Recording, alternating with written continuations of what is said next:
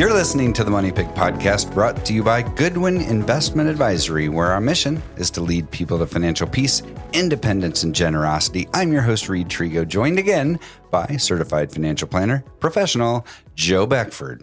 Joe, Reed, thanks for having me. So I jumped right in and cut you off, man. Thank Sorry about you that. for being here and taking your time. You're very busy, I know, and meet with a lot of clients. So I always appreciate the time you take. That's always fun to be here. I appreciate it. Good. Awesome.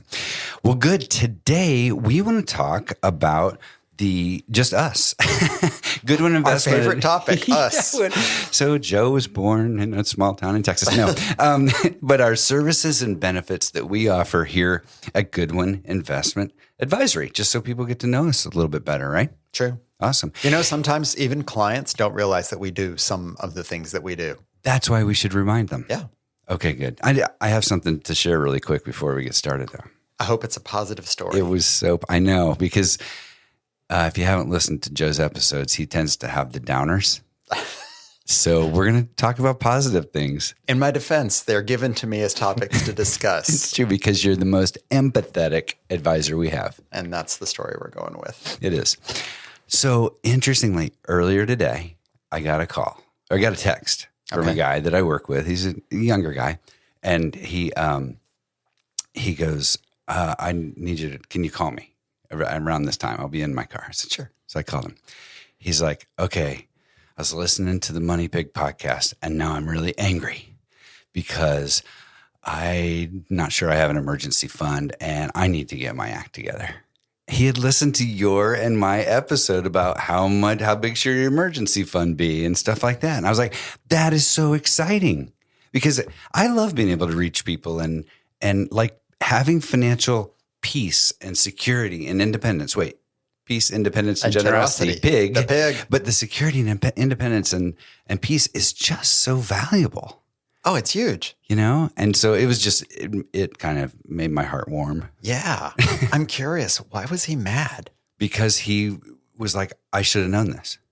Oh, like an oops upside the head. Maybe. Why didn't I know this before? We all go through that, though, Sure. right? Don't we? There was a period in my life I was not interested in any of this. I was like, just do something with the money and don't lose it.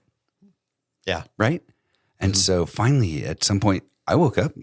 I don't know, you may have always been awake, but I did. I don't Took think me a so. long time. I don't think so. No. Even though I was a finance major in college, you went into the mechanics and stuff, but there was a whole difference between the mindset of being intentional in your financial life and just letting your life happen.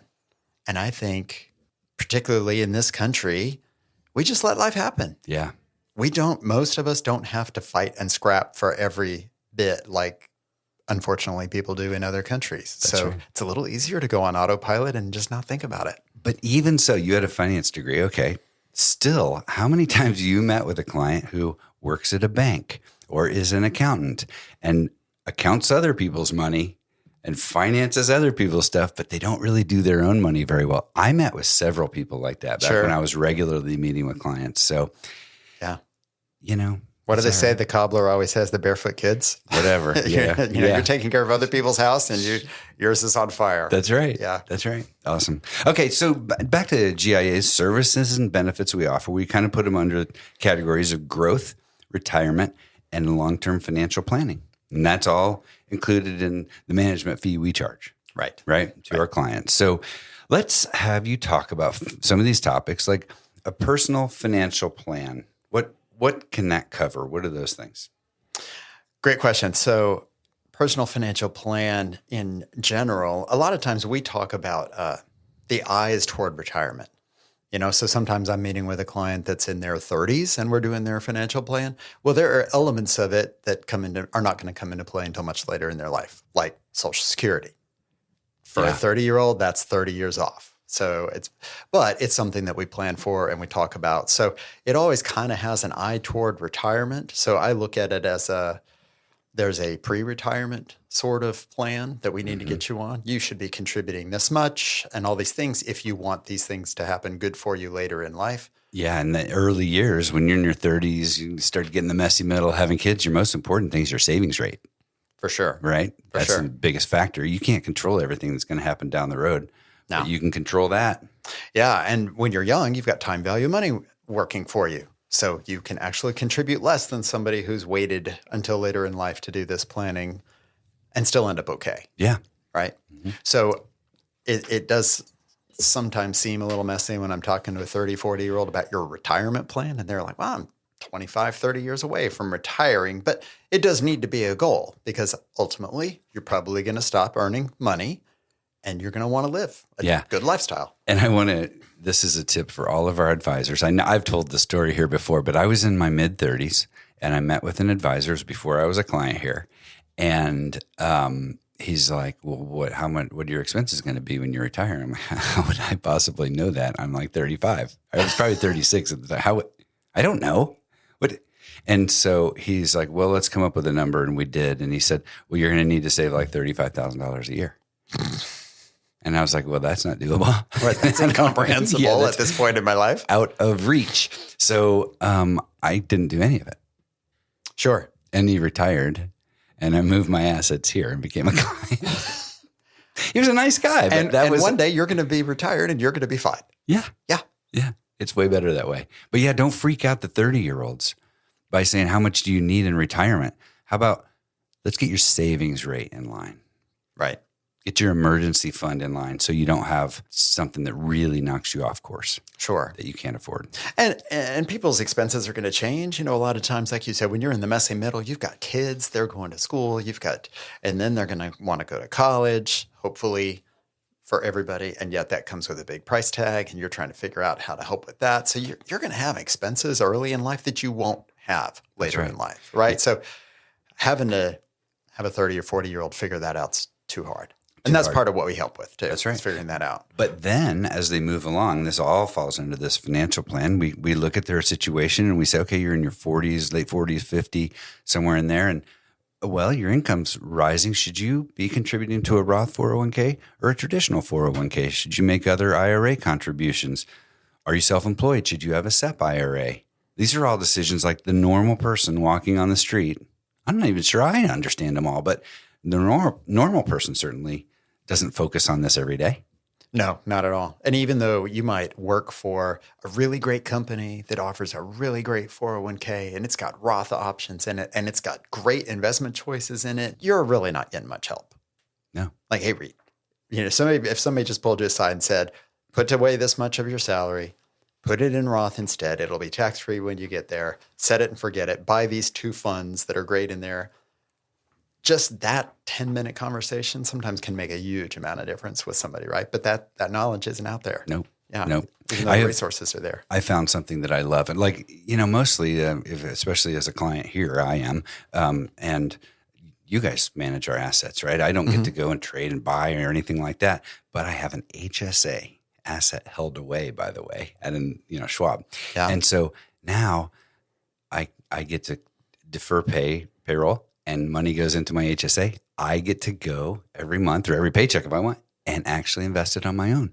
Mm-hmm. It's really fun. It's a trifecta. That HSA is the trifecta. Oh, I know. If you're able to have an HSA, have an HSA. I know. Yeah, that is by far the best. And then if we take this personal financial planning to the next level, we get into our 60s and we start considering late 50s or 60s and we start considering, what's retirement going to look like? People start asking, what's my number about the time your youngest child graduates from high school, right? Yep, that's an empty nest question for sure. It is. What's my number? How long can I do this? Okay, I like my work. How long do I need to work? Well, all these different things. And then we start looking at retirement planning, how to pull out when and how to pull out Social Security. Absolutely. Right? So one of the things you were asking, what does your plan cover? It covers Social Security options. When? You can take it as early as 62. You can wait as long as 70. What's right for you? I don't know. It depends on lots of things. It depends on math, and it also depends on who you are. And we talk a lot about right brain and left brain decisions here. There are some left brain calculations. I can absolutely give you numbers. Can you sleep with that at night? If the answer is no, that's not the right answer for you. So everything needs to be kind of unique. So yeah, Social Security options. We do retirement income projections, so we figure out do you have a pension? What can your 401k distribution look like? What do your IRA distributions look like? Where's income going to come from, and how much are your investments going to have to make up for it? Does a Roth conversion strategy make sense for you? Maybe you've got a bunch of pre-tax money. We should turn it into Roth money. That comes into tax planning. We do that too. We talk about estate planning a lot for the lion's share of our clients, which is a nice place to be. When we do projections, we project there will be money left over at the end. Mm-hmm. So how do we be intentional about what are we going to do with that? Ideally, we get you to spend more of it in your lifetime. Spend more of it, give it away, but it's intentionality. It's kind of the key. It's my favorite question. It's the what's it for? Yeah. You got that pile of money. What's it for? Just leave it to your kids? And it's funny, you get blank looks from people because sometimes they've never even really thought about it. They're in the mode of making money. And how much do you need? And the answer is usually more. Right. And then you ask that question and it causes somebody to stop and think, well, I didn't actually think about that. I'm not sure. Enough. You have enough. Oh, I got to change gears. Yeah. Oh, that's exciting. So that's your financial plan. Love it. Love it. Okay. We also provide professional asset management. It's kind of the key. Yeah. It's how we get paid. As I always say, we build and balance and financial plans. Is that what I always say? You always say portfolios. We build and manage portfolios. That's what I've always said, and I always will. Stick by it. That's what we do. Yeah, I mean, at its core, we consider ourselves kind of your full-service financial advisor. We advise you on things that we manage, like the investments that we use, that we develop the portfolios for, and we do that professional asset management for you. And we advise on things we don't, like real estate. We love real estate. Passive investments that come over, we're happy to give you advice on your real estate holdings. Does it make sense for you to buy an investment property or to divest yourself of an investment property, as the case may be? So those are elements that bake into your plan, cause you passive income, and all those things that's integrated into it. But you're right. Professional asset management is kind of at the core of it. It all kind of revolves around what are your core investments that we're managing for you. And we could really get into the nuts and bolts of this because people hear about dividend investing and value investing and they're like, what are you? And we're kind of a total return investment advisory. For sure. Yep. So when you're asking questions, that's what you want to know about us. Okay. So we're getting famous right now. Angela's out in the wings taking pictures. Angela. Okay, good. All right. So then guidance on generosity, one of our PIG principles. Yep. Our mission is to lead people to financial peace, independence, and generosity. Guidance on generosity. What's that mean? Well, for one thing, studies have shown time and time again that generous people typically are happier and they typically live longer. And they have less stress. And I always tell people, if you are standing there with an open hand and you give with an open hand, more can fill that open hand than if you are holding on to your money with a clenched fist. Nothing can crawl into a clenched fist, right? So we really encourage our clients to be generous and not just in your will.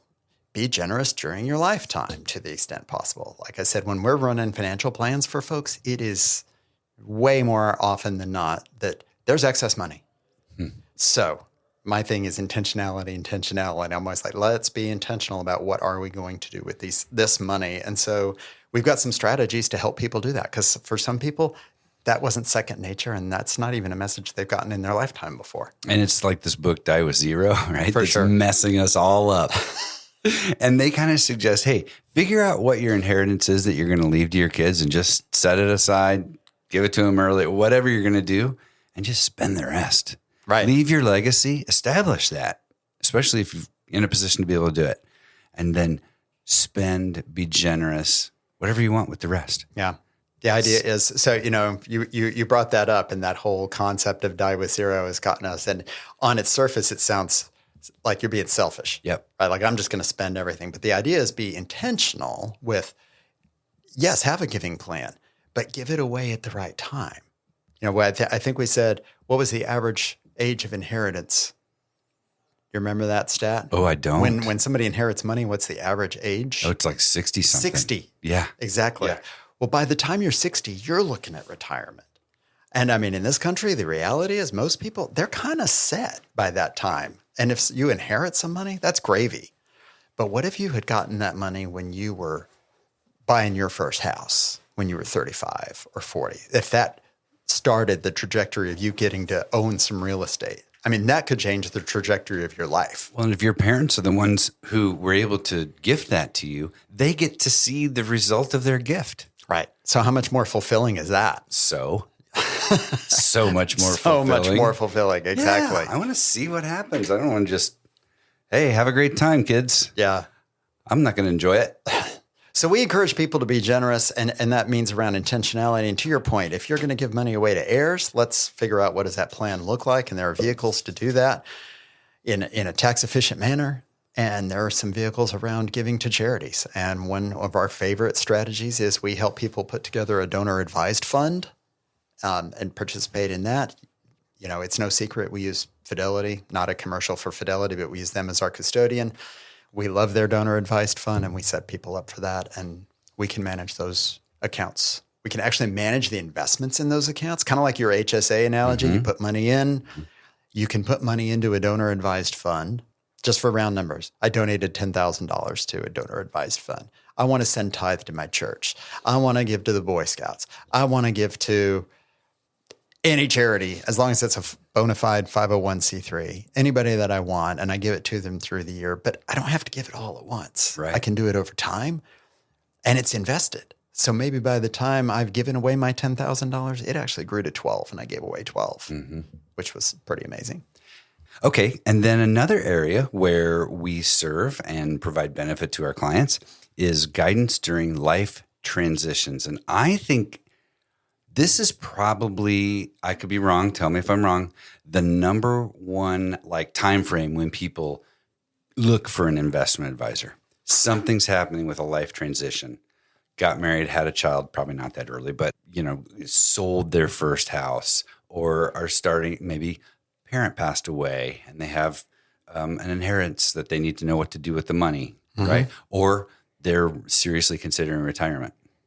Right. Hopefully before that they've planned this, but it happens. For sure. Right? Okay. Talk to me about life transitions. I get a surprising amount of people who feel like they're pretty good at managing their own investments. And so they just don't seek help until they get into their late 50s, when they really, to your point, seriously start thinking about retirement. I don't suggest that. I think you should start earlier. I think you'd benefit from help, even if you are a lot of a DIY investment guy. I think you would benefit from having an advisor. But let's say you wait. You start having these life transitions like, wow, I'm getting close to not having a job anymore. You mentioned the empty nest thing. The kid graduated from high school.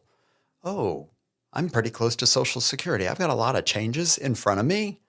And that's when I see a lot of people. I was going to jump back there to say, it is probably better that people consider becoming a client if it's a good fit a little bit earlier, because the education 100%. is worth the fee. For sure. I think I want to know what is happening with my money. I need to understand a little bit about these things and why it's fine to be the market. You don't have to beat the market, time in the market versus time in the market. These are all educational things, because these things are going to be really important when you actually do make that transition For sure. to retirement. Like you said, that whole time value of money thing, even if somebody had told you in your 20s and 30s, go Roth instead of go pre-tax, that has a huge implication on the pot of money, even though same size pot of money when you go to retire. But how am I going to be taxed on it going forward? Oh, if I'd only made that choice, and we partner with people. You're exactly right. Help them make that kind of decision. Yeah, a Roth at $1 million is a tax-free millionaire. A traditional at $1 million is more like a $750,000 millionaire. Yeah, more like 750. It's right. not the same animal for sure. That's exactly right. Yeah. Oh, I love it. That's awesome. So you're right. We talk about job change, retirement, marriages, divorces. It's not uncommon. There's this trend in the country of graying divorce. We see lots of clients, second marriage coming in together. Maybe I got burned in my first marriage. I'm not merging my finances again. It's not uncommon at all that I have people who are just kind of kicking the tires and looking for an advisor, and they don't commingle their funds, and they're kind of gun shy about that. So we help navigate what that looks like. Yeah. Unfortunately, we've worked with a lot of clients who are experiencing the loss of a spouse. Sometimes you're coming to us new because that's a new thing for you, and I didn't know you before. Unfortunately, we've had clients that we've known and loved for years, and one of them passes away, and we help that person navigate that. And not just the financial part of it either. Yeah. Huge emotional kind of support. Oh, no doubt. No doubt. Great. Those are all the transitions. I love them. Those are really key times when people start to look around and seek an advisor. So then we also list some tax advantaged strategies. Okay. Talk to me about that. I was just sitting here thinking, can I name a couple? And I can, but I want to hear what ones you want to talk about. Well, part of what I talk about with folks is we do tax planning. We don't necessarily do tax advice. We don't prepare tax returns. We are not CPAs. We're CFPs. We have a lot of the same knowledge, but we also don't go down the rabbit holes necessarily. So it is super common that we're going to have a discussion where I'm going to say, we need to bring in your CPA to talk about that. And if you don't have one, I have a resource that I can bring in, and I can bring in the big guns to go down a rabbit hole if that's what your situation requires. Yep. But we do strategic planning. One thing that we were talking about was like Roth conversions. Does it make sense for you to potentially do some Roth conversions? I'll tell you just a scenario that comes again and again with clients that I have. They're in their earning years. Nobody I know is excited about paying more taxes. So most of my clients are not super excited about hearing about Roth conversions while they're in their last earning years when they're making the biggest bucks of their life, right? How do you feel about me throwing more income at you this year that you don't actually get to spend? Well, gee, Joe, that sounds terrible, so let's don't do that. But what about the year you retire and your earned income goes from a lot to zero? Is there an opportunity for me to mitigate some of those taxes that are probably going to hit you when you're 80 later on, and we were looking at required minimum distributions that are going to be more money than you even want to spend? Does it make sense to front load some of that now? And everybody's answer is different, because sometimes it makes sense, sometimes not so much.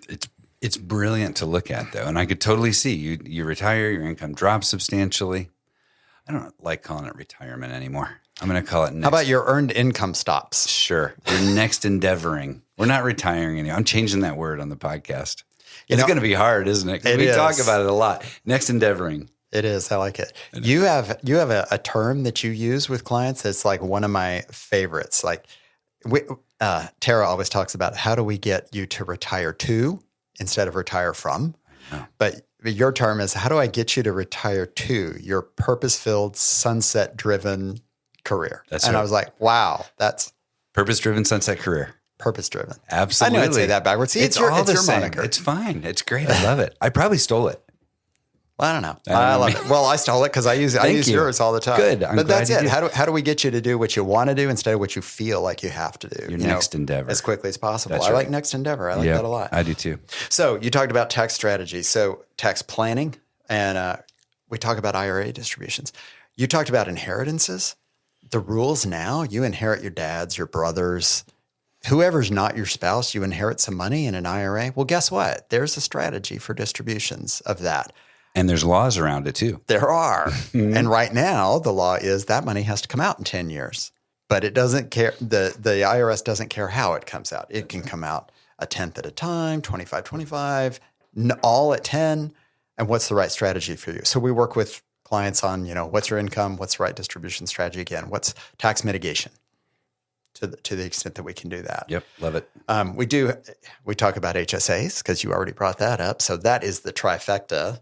Boom. If you want to save on some taxes and you have a plan that is compliant with allowing you to do that, we talked to you about that. And we did an episode on this recently where we talked about HSAs, and I think it was with Justin, and we were talking about it, and I was like, I think that if you have an HSA, you save that money, you can at any time in the future, as long as you save your receipts, go back and reimburse yourself for medical expenses you had.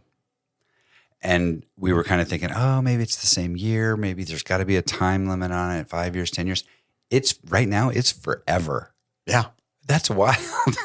I can go back in 20 years and say, hey, I went to get a whatever medical service and reimburse myself. That's hilarious. It's awesome. Imagine if you have a surgery, you have a big bill, right? I'm out of pocket $7,000 this year. Well, if you can cash flow that this year, and in 5 years, 10 years, I need $5,000 out of that account. Oh, and look, it's grown all this money. I know. I'll go get that. Yeah, brilliant. Absolutely. So talking about strategies like that. And then we're in Georgia, we're local in Georgia. So we talk about some unique things to the state of Georgia because we do, unfortunately, have a state and local income tax here. That's declining next year. It is. Yeah. It is. Pretty exciting. Wasn't like a 25% decline or something from just under 6% to just under 5%? We go 5 3/4 to 5.39. Oh, it's not that much. Okay, but that's better than a kick in the teeth. Or I say a stick in the eye. Sure. Yeah, sure. It's better than both of those You're things. from Texas. We say things differently. We say things differently. Yeah, for sure. Okay, beautiful. And then, I've been a client here a long, long time, and you've worked here a long time, that we have fun client benefits. We like to have fun. Fun's a core value of GIA. It is. We're serious about money, but we're fun about life. And we agree. People work hard. You should deserve to play hard, and we feel that too. And so we like to have parties. We have an annual celebration event. Yep. Okay. And this year was our big one. This was our 20. Oh, that's Remember right. we did a Roaring 20s for our 20th birthday? Yeah. Yeah. So every year we try to throw a party. We invite our friends, our family, our client base. Yep. Mm-hmm. That's good. We've done a Christmas event. We have Santa Claus actually comes to GIA here in Woodstock, Georgia. He's the real Santa, by the way. I know. We have him booked out we have to get on his calendar early. Yeah. So that was good. So if you want pictures with Santa, bring the kids, bring the grandkids. We're here. Yep. And then we have a Reeves House event in Woodstock, which is a little art studio down in downtown Woodstock. That's really good. We support that. Yeah, it is it's part of Woodstock Arts in general because we feel like community involvement is super important. And who doesn't like to walk around on a nice day and see art? And we generally try to sponsor one of the local events of local artists. I love it. Yeah. I love it. Yeah, we do all kinds of little fun things. And then everybody gets a birthday card with a gift. And it's not a chintzy gift. It's a good gift every year. I love it. Is. We try to send you a book. We are all about continuous improvement. We want you to grow and improve always. Whether you're retired or whatever, I always tell people, if you're not growing, you're dying. So I don't care if you're not working anymore. That's irrelevant. It's personal growth. So what are the books you're reading? What are you into? What's new? What's happening? What's going on? And we always try to send people a book that we think might be helpful from a curated list that read. If you come up and you're like, hey, I already actually read all those books, or I don't even like any of those books, would you send me this book instead? Absolutely. Be happy to do that. Will you send me Stephen King's new book? If you want me to. Yes, we will. All right. Hey, Joe, thanks very much giving us a little roundabout, the big picture of GIA, where you've been here a long time. We've had Tim on to talk about it, but I like the way we broke this down just now. Yeah. It's fun to be an advisor here.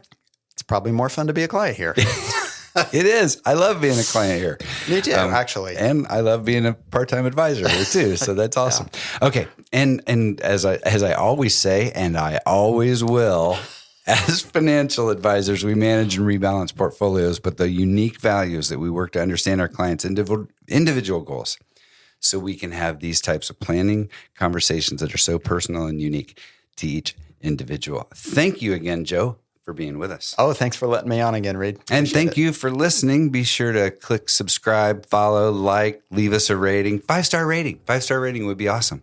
So other people can hear our message and you will get the next episode as soon as it comes out. Yeah, spread the love. Awesome. Hey, thanks, Joe. Thank you for listening. See you next time. Bye. The Money Pick podcast is hosted by Reed Trigo, a financial advisor at Goodwin Investment Advisory. This podcast is intended to share information and perspectives, but should not be interpreted as legal, financial, or tax advice. The opinions shared by participants are not necessarily endorsed by the company. Goodwin Investment Advisory is regulated by the SEC, and the company operates in compliance with applicable securities laws and regulations.